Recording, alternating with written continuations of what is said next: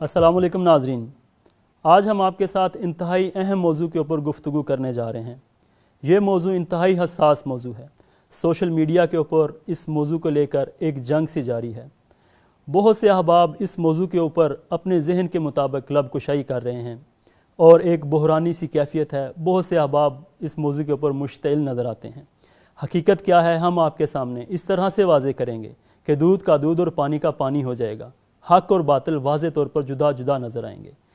ہمارے ساتھ موجود ہیں جناب قبلہ سید شہباز حیدر نقوی صاحب۔ آپ فاضل قم ہیں اور تبلیغات کے سلسلے میں پوری دنیا میں گھومتے ہیں۔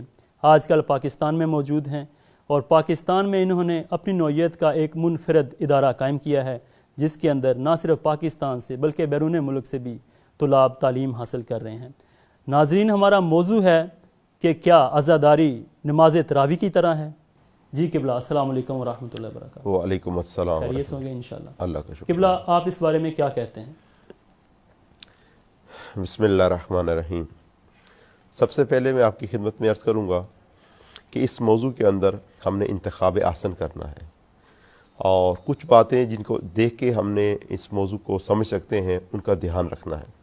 جیسے خداوند متعال ارشاد فرماتا ہے، فبشر عباد الذین یستمعون القول فیتبعون احسنہ اولئک الذین ھداھم اللہ واولئک ھم اولو الالباب۔ فبشر عباد، میرے بندوں کو بشارت دے دی جائے، الذین یستمعون القول، جو کسی بات کو توجہ کے ساتھ سنتے ہیں، فیتبعون احسنہ، اور جب انتخاب کرتے ہیں تو اس میں سے سب سے احسن کا انتخاب کرتے ہیں۔ یہ کون سے لوگ ہیں؟ فرمایا اولئک الذین ھداھم اللہ، یہ وہ لوگ ہیں جن کی ہدایت خدا کی جانب سے ہے۔ وَأُولَئِكَ هُمْ أُولُو الْأَلْبَابِ، دوسری یہ صفت یہ ہے کہ صاحب لب ہوتے ہیں۔ دیکھیں، صاحب لب ہونا انسان کا کمال ہے، لیکن آخری حد نہیں ہے، کیونکہ ستاروں سے آگے جہاں اور بھی ہیں۔ اور فرمایا فَاتَّقُوا اللَّهَ، ایک اور مقام پہ فرمایا فَاتَّقُوا اللَّهَ یا اولی الالباب، اے صاحبان لب تقوی اختیار کرو، اور تقوی بھی آخری منزل نہیں ہے، لعلکم تفلحون، تاکہ تم کامیاب ہو جاؤ۔ تو ہم نے سب سے پہلے اس گفتگو میں سے انتخاب احسن کو سلیکٹ کرنا ہے، اور ماہ رمضان المبارک کے اس بابرکت مہینے میں پھر تقوی الہی تک پہنچنا ہے، اور تقوی سے پھر فلاح کی جانب ہم نے قدم رکھنا ہے۔ اور دوسری بات جس کا ہمیں خیال رکھنا ہے وہ ہے شرح صدر۔ شرح صدر یہ ہے کہ جس وقت انسان کے درمیان میں حوصلہ ہی نہیں ہوگا، برداشت کی طاقت ہی نہیں ہوگی، تو وہ کیسے بات کو سمجھ سکتا ہے؟ انتخاب احسن وہ کر ہی نہیں سکتا۔ خداوند متعال نے شرح صدر کو ایک عظیم نعمت کے طور پر شمار کیا ہے، اور اپنے حبیب سے فرمایا علم نشرح لک صدرک، حبیب ہم نے آپ کو شرح صدر نہیں عطا کی، یعنی وہ نعمت ہے جس کو آپ توجہ فرمائیے۔ جی جی، ماشاءاللہ۔ اور حضرت موسیٰ علیہ السلام نے دعا مانگی، رب اشرح لی صدری، بار الہ مجھے شرح صدر عطا فرما دے۔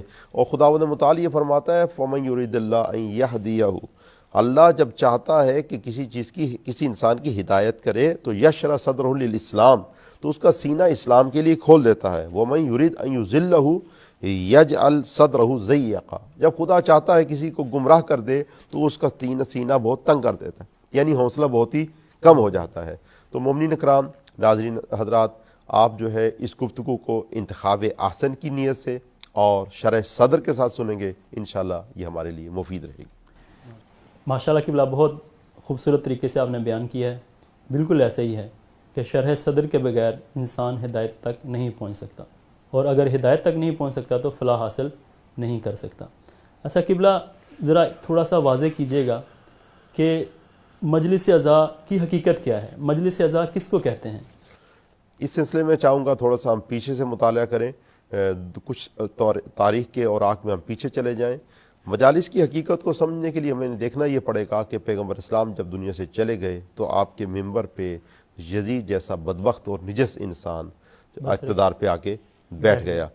آنے کے بعد اس نے شریعت خدا کو، شریعت رسول خدا کو مسخ کر دیا، اور توحید کا انکار کر دیا، نبوت کا مذاق اڑایا، اور وہ مومنین جو کہ ہر وقت میدان میں رہتے تھے ان کو میدان سے پیچھے ہٹا دیا، اور قرآنی اصلاح کے مطابق ان کو اہل قعود بنا دیا۔ کوئی کعبے میں جا بیٹھا، کوئی مسجد نبوی میں جان بچانے لگا، کوئی یمن میں چلا گیا، کوئی بصرہ کی عبادتوں میں مصروف ہو گیا، لیکن میدان کے اندر کوئی بھی شخص باقی نہ رہا۔ اب امام حسین علیہ السلام نے یہاں پہ تحریک شروع کی ہے، اور آپ کے ساتھ 72 احباب تھے، اور آپ نے جو ہے وہ سر توڑ یہ کوشش کی کہ یزید کے ارادے خاک میں مل جائیں، اور آپ نے ویسا ہی کیا۔ اور یہ در حقیقت میں اگرچہ امام اپنے ساتھیوں کے ساتھ شہید ہو گئے، لیکن یہ جو جنگ ہے امام خمینی نے فرمایا کہ یہ تلوار کی خون کے ساتھ جنگ تھی اور خون نے تلوار پہ فتح پائی ہے۔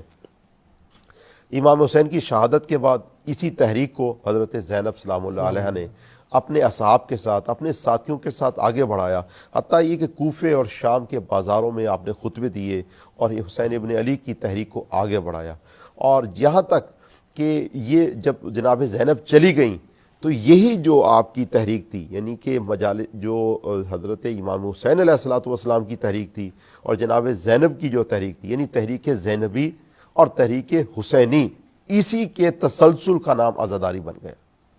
یعنی عزاداری وہی چیز ہے، اس میں وہی مقاصد شامل ہیں جو کہ امام حسین علیہ الصلوۃ والسلام کے شامل ہیں۔ یزید کیا چاہتا تھا؟ یزید یہ چاہتا تھا کہ توحید کا انکار کر دیا جائے، یزید یہ چاہتا تھا کہ شریعت کو مسخ کر دیا جائے، یزید یہ چاہتا تھا کہ نبوت کا انکار کر دیا جائے، یزید یہ چاہتا تھا کہ یہ قوم میدان سے ہٹ کے اہل قعود بن جائے۔ اور عزاداری کا مقصد کیا ہے؟ عزاداری کا مقصد یہ ہے کہ اس یعنی جگہ پہ توحید کا پرچار کیا جائے، توحید کو زندہ کیا جائے۔ عزاداری کا مقصد یہ ہے کہ یہاں نبوت کے پیغام کو آگے بڑھایا جائے۔ عزاداری کا مقصد یہ ہے کہ یہاں شریعت کے مسائل بتائے جائیں، شریعت کو زندہ کیا جائے۔ اور عزاداری کا مقصد یہ ہے کہ قوم کو جو کہ یزید نے چاہا کہ میدان سے ہٹا کے اہل قعود بنا دیا جائے، اس عزاداری کا مقصد یہ ہے کہ مومنین کو اور جو ہے مسلمین کو میدان کے اندر لایا جائے، ان کو اہل حالت قیام میں لایا جائے، کیونکہ دین ایک قیام کا نام ہے۔ جیسے خداوند متعال فرماتا ہے اقیم الدین، دین کو قائم کرو، دین قیام کا نام ہے۔ جب نماز کی باری آتی ہے تو کیا فرمایا؟ اقیم الصلاۃ، نماز کو قائم کرنا ہے۔ جب خداوند متعال کی کتابوں کی باری آئی تو کیا فرمایا؟ کتب قیمہ، یہ کتابیں کس کے لیے ہیں؟ یہ قیام کے لیے ہیں۔ اور جب کعبے کی باری آئی تو فرمایا قیام للناس، اللہ نے کعبہ کیوں بنایا؟ تاکہ انسانیت کو قیام کی طرف لائے۔ جب انبیاء کی باری آئی تو کیا فرمایا؟ فرمایا لیقوم الناس بالقسط، تاکہ انسانیت عدل کے اوپر قائم ہو جائے۔ اور جس وقت بات آئی قیامت کی تو فرمایا لا اقسم بیوم القیامہ، ہم قیامت یعنی قیام والے دن کی قسم کھاتے ہیں۔ اور اللہ نے جو امام عطا فرمایا تو کیا نام رکھا؟ کیا لقب عطا فرمایا؟ قائم، امام قائم، یعنی وہ امام جو امت کو قیام عطا کرے گا۔ یزید قعود دینا چاہتا ہے، امامت قیام دینا چاہتی ہے۔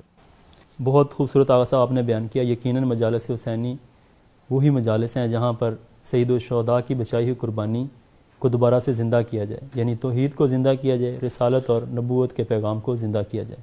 بہت اچھے، بہت خوبصورت۔ اس میں جو ہے ائمہ طاہرین کے فضائل اور مصائب بھی شامل ہیں، کیونکہ انہی کے وساطت سے توحید جو ہے وہ قائم ہوئی اور انہی کے وسیلے سے، انہی کی قربانیوں کے صدقے میں ہے۔ تو اس لیے توحید یعنی اہل بیت اطہار کے فضائل اور مصائب اس میں شامل ہیں، یعنی ان کے اہداف کے ساتھ ان کے مصائب اور فضائل بھی شامل ہیں۔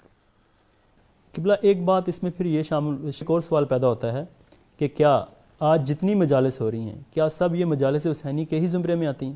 افسوس کے ساتھ کہنا پڑتا ہے نہیں، ایسا نہیں ہے۔ بدقسمتی کے ساتھ ساری مجالس جو ہیں وہ حسینی مجالس نہیں ہیں، کیوں؟ حسین ابن علی نے تو جو قربانی دی ہے وہ توحید کو زندہ کرنے کے لیے ہے اور دین کو زندہ کرنے کے لیے ہے، لیکن افسوس کے ساتھ بہت سی مجالس ایسی ہیں جہاں توحید کو جو ہے وہ دفن کیا جاتا ہے، جہاں پہ دین کو دفن کیا جاتا ہے، جہاں نبوت کے پیغام کو ختم کیا جاتا ہے، جہاں شریعت کا مذاق اڑایا جاتا ہے، تو کیسے مجالس حسینی ہو سکتے ہیں؟ بالکل ایسے ہی ہے قبلہ، آپ نے بالکل درست فرمایا۔ ہم خود شاہد ہیں، ناظرین آپ بھی شاہد ہیں کہ یہ کوئی ڈھکی چکی بات نہیں کہ بہت سی مجالس ایسی ہیں جہاں پر توحید کا اور شریعت پیغمبر کا مذاق اڑایا جاتا ہے۔ تو قبلہ ایک سوال یہ بھی کیا جا رہا ہے آج کل کہ استاد محترم سید جواد نقوی دامت اللہ علی انہوں نے مجلس اعزاء کو تراویح کے ساتھ ملا دیا ہے، جبکہ ہم دیکھتے ہیں کہ مجلس اعزاء رسول اللہ نے شروع کی صلی اللہ علیہ وآلہ وسلم، اور نماز تراویح ایک خاص شخص کی شروع کی ہوئی ہے۔ آپ اس بارے میں کیا کہتے ہیں؟ دیکھیں یہ تو ایک شعبدہ گری ہے، یعنی سوال کے اندر ہی ایک شعبدہ پایا جاتا ہے۔ اگر آپ دیکھیں تو یہ پروفیشنل لوگوں نے یہ سوال تیار کیا ہے، یہ عام آدمی کے بس کی بات ہی نہیں ہے، کیونکہ بعض کا ایسا ہوتا ہے کہ سوال کو تیار اس طرح سے کیا جاتا ہے کہ اس کا جواب نفی میں آتا ہے۔ میں مسجد نبوی میں جا رہا تھا اور میرے ساتھ دو شخص جا رہے تھے۔ ایک نے یہ پوچھا کہ بھائی یہ بتائیے گا کہ یہ شیعہ حضرات کیوں ہیں، ان کو کافر کیوں کہا جاتا ہے؟ تو دوسرے شخص نے کہا اصل میں یہ کہتے ہیں کہ وہی جو ہے وہ مولا علی کے اوپر آنی تھی، رسول پاک پہ آ گئی۔ تو اس نے کہا صحیح کہتے ہیں، کافر ان کو کہنا بالکل ٹھیک ہے۔ تو اب ایسے موقع سوال جو تیار کیا گیا ہے اس کا جواب جو ہے وہ ان کی من پسند کے ساتھ آئے گا۔ بعض اوقات ایسا ہوتا ہے کہ آپ کا زاویہ نگاہی غلط ہوتا ہے، تو جس کی وجہ سے جواب 100% غلط آتا ہے۔ میں مثال دینا چاہتا ہوں کہ جیسے محسن کراتی نے مثال دی اپنی اصول عقائد میں کہ بعض لوگ جو ہے وہ دنیا کو جائے قرار سمجھتے ہیں، یہاں رہنے کی جگہ سمجھتے ہیں، اور موت کو فنا سمجھتے ہیں۔ اب جیسے ہی پتہ لگے گا کہ زلزلے سے اتنے احباب مر گئے، وہ فوراً کہے گا کیوں؟ پتہ لگے آندھی سے اتنے مر گئے، فوراً کہے گا کیوں؟ کورونا سے اتنے مر گئے، پوچھے گا کیوں؟ لیکن اگر اس کا زاویہ نگاہ بدل دیا جائے کہ یہ دنیا تو گزرگاہ ہے، سب نے گزرنا ہے، تو اگر پتہ یہ چلے کہ اس سے اتنے گزر گئے اور اس سے اتنے گزر گئے تو وہ کیوں نہیں کہے گا۔ یا ایک اور مثال دینا چاہتا ہوں، کیونکہ یہ سوال عام آدمی کے ذہن کی اختراع نہیں ہے، یہ جو شعبدہ گر ہے نا، پروفیشنل لوگ، یہ مداری جو لوگ ہیں نا، جنہوں نے جو دیہڑی دار طبقہ ہے، انہوں نے یہ سوال تیار کیا ہے کہ جن کا کام ہی پیسہ کمانا ہے مجالس اعضاء سے۔ یہ عام بندے کی اختراع، یعنی آپ دیکھو سوال کو بنایا کیسے گیا ہے کہ استاد محترم نے یہ جو بات کہی ہے کہ نماز تراویح کی طرح ہے، اور اس کے آگے جو ایڈ کیا گیا وہ کیا ہے؟ وہ یہ کیا گیا ہے کہ مجالس تو رسول نے شروع کی ہے اور نماز تراویح کس نے شروع کی ہے؟ وہ تو کسی خاص فرد نے شروع کی ہے، تو دونوں برابر نہیں ہو سکتے۔ میں آپ کی خدمت میں عرض کرنا چاہتا ہوں کہ اگر اس سوال کو آپ صحیح طریقے سے دیکھیں تو خود تمام جواب اس کا آپ کو مل جائے گا۔ محسن کراتی ایک اور مثال دیتے ہیں، وہ فرماتے ہی ہیں کہ اگر ایک جگہ پہ آپ دکان میں چلے جاتے ہیں، ایک صاحب دکان میں گئے، وہاں پہ گلاس کو الٹا رکھا ہوا تھا، اس نے دیکھا کہ گلاس جو ہے وہ پڑا ہوا ہے اور گلاس کا جو چہرہ ہے، اس کا منہ جو ہے وہ بند پڑا ہوا ہے، تو فوراً اس نے کہا کہ بلایا سیل پرسن کو، ادھر آؤ بات سنو۔ کہا کیا بات ہے؟ کہا آپ کیسے لوگ ہو، اتنا آپ نے پیسہ لاکھوں روپے خرچ کیا ہے اور یہ گلاس آپ نے لے کے آئے اور گلاس کا منہ ہی بند ہے، آپ کو پتہ ہی نہیں ہے کہ اگر یہ میزبان اسے خرید کے لے جائے گا تو مہمان کے سامنے تو ذلیل ہو جائے گا، اب بتاؤ پانی ڈالے گا تو پانی گر جائے گا تو کپڑوں پہ گرے گا، اور مجھے یہ سمجھ نہیں آ رہی کہ آپ کی عقل کیا ہے اور آپ کا دماغ کیا ہے، اور یہ کاروبار آپ کرنا کیسے ہے؟ ایک مرتبہ وہ سیل پرسن نے گلاس کو سیدھا کر دیا تو سارے اعتراض ختم ہو گئے۔ اس کی وجہ کہ زاویہ نگاہی غلط ہے۔ یہ جو میں آپ کی خدمت میں عرض کر رہا ہوں، کچھ مداری لوگ ہیں، ان مداریوں نے اس سوال کو ایسا پیش کر دیا عوام کے سامنے کہ اتنی کنفیوژن عوام میں آ گئی ہے کہ جو بھی ان کے سوال کو دیکھ کے پڑھے گا اور اس کو سمجھے گا تو فوراً ان کی من پسند کا جواب آئے گا۔ میں آپ سے ایک سوال کرتا ہوں، آپ مجھے یہ بتائیے گا کہ نماز کس نے شروع کی ہے؟ نماز رسول اللہ نے شروع، نماز کے بانی رسول خدا ہیں۔ مجالس کا بانی کون ہے؟ رسول اللہ۔ مجالس کا، یعنی مومن آپ دیکھیے گا کہ نماز کے بانی بھی رسول خدا ہیں اور مجالس کے بانی بھی رسول خدا ہیں۔ اچھا یہ بتائیے گا کہ جب نماز کے بانی رسول خدا ہیں تو کیا ساری نمازیں ٹھیک ہیں؟ ساری نمازیں، یعنی یہ نماز تراویح بھی تو ایک نماز ہے، کیا یہ اس کو بھی آپ ٹھیک تصور کرتے ہیں؟ یعنی جب بانی رسول خدا ہے تو جو بھی نماز ہے اس کو کیوں نہیں مانتے؟ اس کا سبب یہ کہ وہ رسول پاک کی طرف نہیں ہے، ان کے ہدف کے مطابق نہیں ہے، ان کے بتائے ہوئے طریقے کے مطابق نہیں ہے، ان کے انداز کے مطابق نہیں ہے، ان کے مزاج کے مطابق نہیں ہے۔ تو مومن جیسے نماز کے بانی رسول خدا ہیں لیکن تمام نمازیں رسول کی نہیں ہے، نماز تراویح کو ہم رسول سے نسبت نہیں دیتے ہیں۔ اسی طرح سے جیسے نماز کے بانی رسول خدا ہیں، اس طرح مجلس کے بانی بھی رسول خدا ہیں۔ جیسے ساری نمازیں رسول کی طرف نسبت نہیں دی جا سکتی، ایسے تمام مجالس کو رسول کی طرف نسبت نہیں دی جا سکتی۔ کچھ مجالس ایسی بھی ہیں کہ جن کے اندر جو ہے وہ شرک کو بیان کیا جاتا ہے، کفر کو بیان کیا جاتا ہے، جہاں پہ مجالس کا مذاق اڑایا جاتا ہے، جہاں پہ دین کا مذاق اڑایا جاتا ہے، جہاں سنت رسول کا مذاق اڑایا جاتا ہے، جہاں شریعت کو مسخ کیا جاتا ہے، تو ایسے موقع پہ وہ رسول کی مجالس کیسے ہو سکتی ہیں؟ آئیے مومنین کرام، آپ کی خدمت میں چند ایک کلپ کو پیش کرتا ہوں، آپ دیکھیے گا اس کلپ کو کہ آپ مجھے یہ بتائیے گا کیا یہ مجلس اعضاء رسول پاک کی مجلس ہے، اس کو رسول سے نسبت دی جا سکتی ہے؟ دیکھیے گا یہ کلپ۔ علی اللہ نہیں ہے، علی اللہ کا خالق ہے، علی اللہ کا رب ہے، علی اللہ کا رازق ہے، علی اللہ سے بہت اوپر ہے۔ اللہ کی معراج کیا ہے؟ اللہ کی معراج یہ ہے کہ وہ در سیدہ جل شانہ پر اپنی داڑھی سے جھاڑو لگاتا ہے۔ اللہ کی معراج یہ ہے کہ وہ در سیدہ جل شانہ پر سجدہ کرے۔ اللہ کے سر کا تاج جناب سیدہ کی نالین کی مٹی ہے، جناب سیدہ جل شانہ کی نالین کی خاک میں اللہ پوشیدہ رہتا ہے۔ یہ ہے توحید۔ ہم کوئی توحید کے منکر نہیں ہیں، ہم کوئی نصیری نہیں ہیں۔ نصیری تو صرف کہتے ہیں علی اللہ، ہم کہتے ہیں علی خالق اللہ۔ अली राज़िक़ अल्लाह, अली रब्बुल अरबाब, अली परवरदिगार आज़म, अली मौलाए कुल, अली इमाम हक।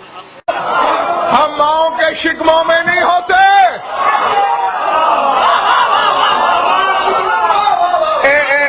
मतलब कुछ चेहरों पे परेशानी है, इल्म गैब मैं नहीं रखता, अल्लाह जाने क्या है।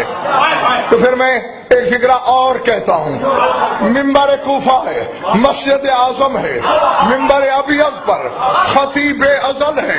मशीकत की आंखों में आंखें डाल के जहन में रहे, सूरह तौहीद पढ़ते हो ना, लम यलिद व लम यूलद, न किसी को जना न किसी से जना गया। अली मिंबर से कह रहा है, ला नाले दो वला नूला दो फिल बुतून, न हम किसी से जनेंगे। अली अल्लाह नहीं है, मगर मुल्ला जी अली मोहताज खुदा भी नहीं है। आए हाय तेरी तेरे मोहताज नहीं है अली, अली बारिश अमर है, रिज़्क़ कमर है, अली वली अमर है। ऐसे नहीं, ऐसे नहीं, मैं अपने मौला की मोहब्बत में हाथ नहीं लाना, हाथ नहीं लाना, हाथ नहीं लाना।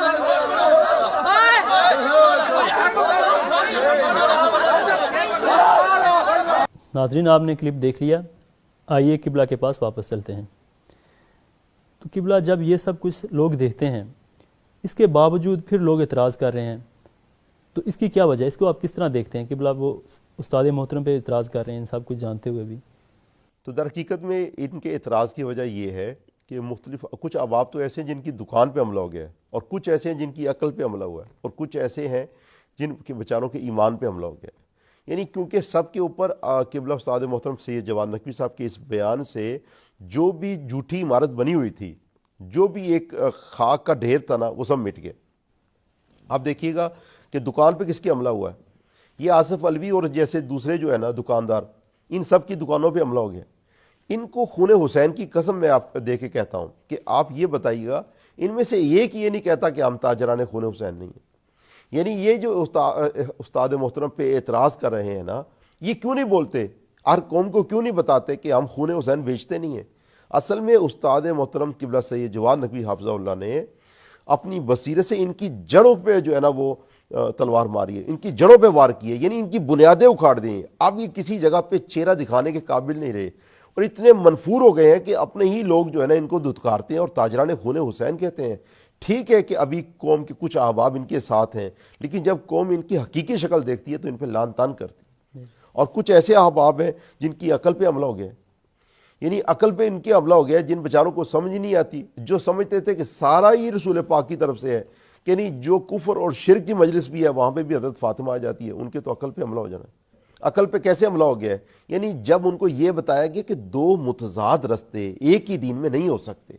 कैसे हो सकता है कि जो तौहीद की बात करे वो भी मजलिस हुसैनी हो, और जो कुफर की बात हो वो भी मजलिस हुसैनी हो? यही बात तो इमाम खुमैनी रहमतुल्लाह ने बताई थी कि अगर ये कौम ये राज से आशना हो जाए कि दो मुतज़ाद रस्ते एक ही दीन में नहीं हो सकते, ऐसा नहीं है जो क़याम की बात करे वो भी दीन हो, जो क़ुऊद की बात करे ये भी दीन हो। दो मुतज़ाद रस्ते अगर इमाम खुमैनी फरमाते हैं, अगर इस कौम को ये राज पता चल जाता तो मेरा बेटा आरिफ हुसैनी कभी शहीद ना होता। और मैं खुदा की कसम खा के कहता हूँ कि अगर साहिबान अक़ल की समझ में ये बात आ जाती कि दो मुतज़ाद रस्ते एक दीन में नहीं हो सकते, दो मुतज़ाद बातें एक मजलिस अज़ाब में नहीं हो सकते, तो एक एतराज़ भी उस्ताद मोहतरम सैयद किबला जवाद नकवी साहब पे नहीं उठता था। अगर सिर्फ इंसानों की अकल में ये बात पल्ले पड़ जाती। आप कैसे तस्वुर करते हैं मोमिनीन, जो वहाँ पे कुफर की बात हो, जहाँ पे शिरक की बात हो वो भी हुसैन इब्न अली की मजलिस है, और जहाँ पे कुफर और शिरक को जो है ना मिलिया मेड किया जाए, जहाँ पे उसको ला कहा जाए, जहाँ इनकार किया जाए, वो भी हुसैन की बात हो, कैसे बात हो सकती है? तो कुछ लोगों की तो अकल पे हमला हुआ, और कुछ लोगों के दुकान पे हमला हो गया, और कुछ लोगों के ईमान पे हमला हो गया। जिन लोगों का ईमान ये था कि दीन खुदा क़ुऊद का नाम है, यानी जो पत्थर बन के बैठने का नाम है, फ़कत जो है आपने आना है, कुछ दिन मजालिस पढ़नी और अलविदा अलविदा पढ़ना है और चले जाना है। जब उनको बताया कि अलविदा हुसैन को नहीं कहना बल्कि यहाँ पे तो लब्बैक कहना है, एक मरतबा उनका जो ईमान जो था एक मरतबा उस ईमान पर हमला हो गया। तो दर हकीकत में उस्ताद मोहतरम किबला सैयद जवाद नकवी हाफ़िज़हुल्लाह کہ اس بیان نے ایک ذوالفقار حیدری کا کام کیا ہے. جس طرح ذوالفقار حیدری جو ہے نا وہ صفوں کو دو الگ الگ کر دیتی ہے, کفر ایک طرف چلا جاتا ہے اور مومنین دوسری طرف آ جاتے ہیں. اسی طرح سے استاد محترم نے قوموں کے دو حصوں میں اس طرح سے بانٹا ہے کہ حق کا حق الگ ہو گیا اور باطل الگ ہو گیا ہے. یعنی جھوٹا ایمان اور کھوکھلی عقل اور دکانداری سب ایک طرف ہو گئی ہے اور پیغمبر اسلام کا حقیقی دین دوسری طرف چلا گیا. بہت خوبصورت قبلہ آپ نے حق اور باطل کو واضح کر دیا ہے. ناظرین اب جو ہے وہ آپ کے اوپر ہے کہ حق اور باطل جدا جدا ہو چکے ہیں اور غلط اور درست بالکل سامنے نظر آ رہا ہے. ابھی آپ کے اوپر ہے کہ آپ کون سا رستہ اختیار کرتے ہیں. اتنی الفاظ کے ساتھ ناظرین اجازت چاہتے ہیں. انشاءاللہ دوسری ایپیسوڈ کے ساتھ حاضر ہوں گے. اجازت دیجیے. اللہ نگہبان.